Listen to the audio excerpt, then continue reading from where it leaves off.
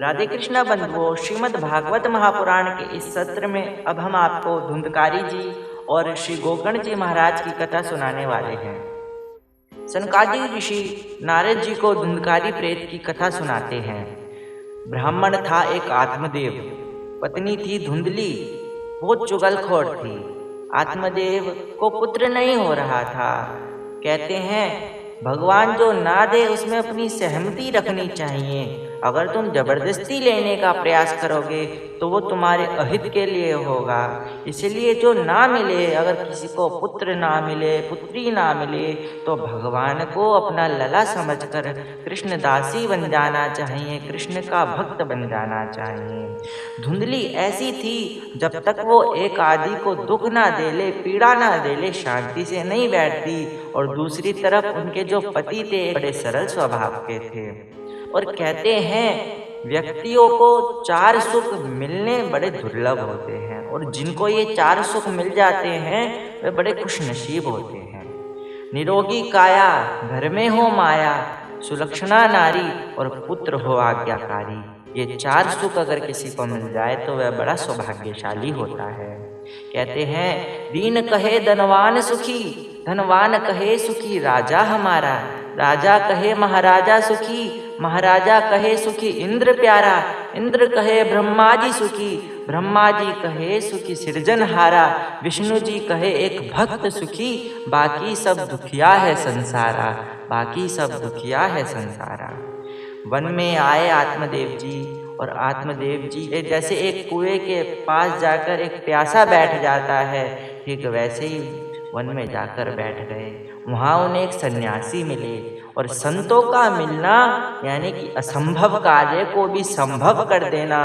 भगवान से जो मिला दे वह संत होते हैं। परमार्थ के कारणे साधु धरा शरीर, जब संत मिलन हो जाए तेरी वाणी हरि गुण गाए, तू इतना समझ लेना तेरा हरि से मिलन होगा। आत्मदेव प्राण त्यागने गए थे, उन्हें संत मिले, और संत मिले तो उनको क्या बात बताते। कहते कि मेरे घर में तो गौ माता तक बांझ है, मैं संतानहीन हूँ, मुझ पर धिक्कार है, मेरे घर के पेड़ भी फल फूल नहीं देते। हे भगवान मेरा कल्याण कीजिए, मैं कैसे पुत्र पाऊं। तो संत ने एक फल दिया, और फल देने के बाद कहा इस फल को अपनी पत्नी को खिला देना, और उनसे कहना व्रत सत्य सोच दया दान करके और सही समय पर इसे नियम अनुसार खाए, बालक होगा और वो भी बड़ा प्यारा अच्छा सदकर्म करने वाला होगा।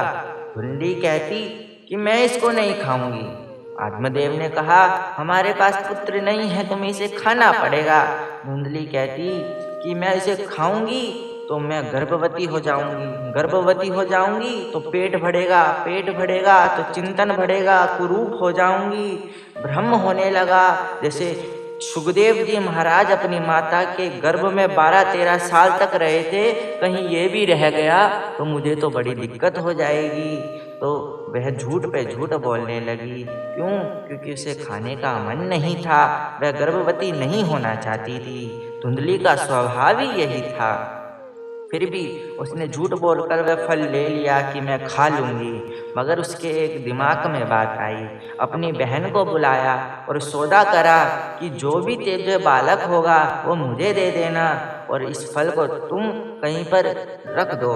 तो उनकी बहन ने कहा गौ माता को खिला दो, गौ माता को बछड़ा हो जाएगा और मैं तुम्हें अपना पुत्र लाकर दे दूंगी, तुम मेरे पति को कुछ पैसे दे देना। दूसरों के शिकाय पर चढ़ने वाला कभी कामयाब नहीं होता, उसका सदैव पतन ही होता है। 9 महीने बाद उन्होंने अपना पुत्र लाकर दे दिया, और धुंधली को धुंधकारी मिला, उनके नाम पर ही उनका नाम रखा गया। और गौ माता के गर्भ से गोकर्ण का जन्म हुआ।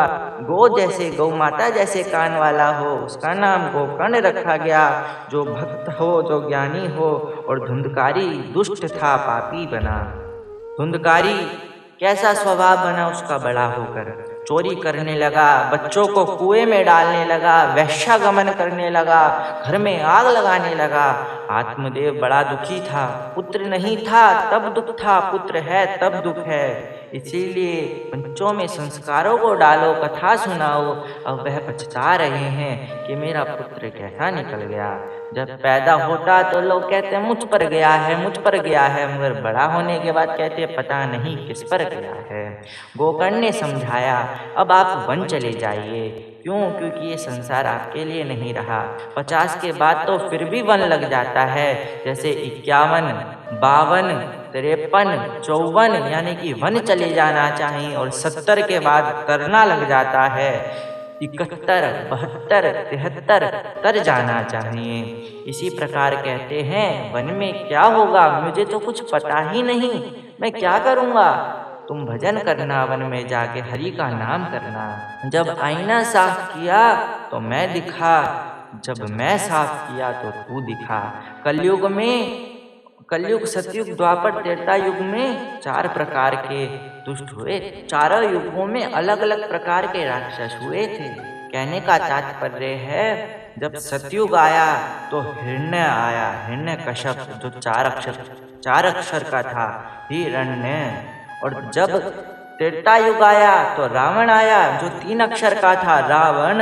और जब द्वापर युग आया तो कंस आया, केवल 2 अक्षर का था। मगर अब जब ये कलयुग आया तो 1 अक्षर का है, वो है मैं। जब हम मैं करते हैं, मेरा बाप, मेरा पैसा, मेरा सब कुछ, मेरा घर, मेरे पत्नी, मेरे बच्चे, ये सब हमारी भूल है। क्योंकि इंसान के साथ सिर्फ गुरु द्वारा दिया गया मंत्र जाता है और उसके द्वारा किए गए अच्छे सद्कर्म जाते हैं। ये मैं करने से कुछ नहीं जाता। धुंधकारी ने सब कुछ खत्म कर दिया, सबको मारता रहता था, दुष्कर्म करता रहता था। धुंधली को मारने लगा, कहने लगा पिता द्वारा छुपाया गया पैसा कहाँ रखा है, मुझे बता। और धुंधली ने मजबूरन अपने कर्मानुसार अपने कुएं में जाकर अपनी जान दे दी। धुंधकारी अपने घर में 5 वेश्याएं ले आया। काम, रूप, क्रोध, मोह, माया, ये 5 वेश्या रूप हमारे समक्ष भी हैं। इन वैश्याओं से अगर हम बच गए तो इस धरा पर भगवान की भक्ति कर सकते हैं। काम, रूप, क्रोध, मोह, माया। वैश्याओं ने मिलकर धुंधकारी को मार दिया और सारी धन संपत्ति लेकर चले गए। धुंधकारी प्रेत योनि में चला गया, प्रेत बन गया। गोकर्ण तीर्थ करने गया हुआ था और जब वह कक्ष में घुसा तो उसने क्या देखा, हाथी भैंसा जैसा बनकर कौन आ रहा है। ये तो धुंधकारी है। नाम बताया, मैं तुम्हारा धुंधकारी हूँ, मुझे इस प्रेत योनि से मुक्त करो।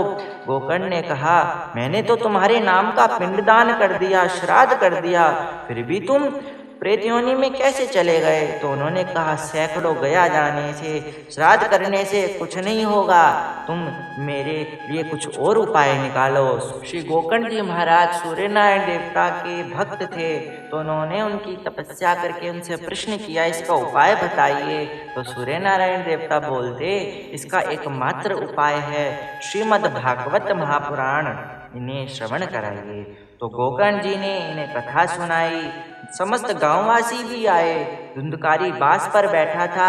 7 दिन एक एक बांस टूटती गई। 7वें दिन विमान आया, धुंधकारी को लेकर चला गया और धुंधकारी का कल्याण हो गया। मगर बाकी गांववासी ने भी कथा सुनी, मगर वह तो साथ में नहीं गए। तो उन्होंने पार्षदों ने कहा, गोकर्ण जी आपको तो स्वयं भगवान श्री लेने आएंगे, मगर इन्होंने मन से कथा नहीं सुनी, इसीलिए ये है हमारे साथ नहीं जा सकते। दोबारा भागवत कथा हुई। इसमें कुत्ते, बिल्ली, हर प्रकार का मनुष्य, हर प्रकार का जीव जंतु आया और अपनी योनियों से मुक्त हो गए और भगवान की कथा सुनी और कहा, उन्हें सब लेकर चले गए और कहा कि गोकर्ण जी महाराज को तो स्वयं श्री भगवान जी लेकर जाएंगे, क्योंकि जिन्होंने जो सच्चे मन से कथा सुनते हैं उन्हें तो उनके भगवान के पार्षद लेकर जाते हैं, और जो भगवान की कथा करते हैं उन्हें स्वयं भगवान श्री लेकर जाते हैं। और एक स्वरूप में ये भी कहते हैं, जो भूत प्रेत बनता है या तो उनका किसी आपातकाल में मृत्यु हो जाए या फिर किसी एक्सीडेंटल मौत हो जाए, इसी कारण वह भूत प्रेत योनि में जाते हैं। उस मुक्ति से केवल एकमात्र कारण बताया है भगवान का भागवत का श्रवण करना चाहिए। और श्रीमद् भागवत महापुराण कथा सुनने से कल्याण हो जाता है।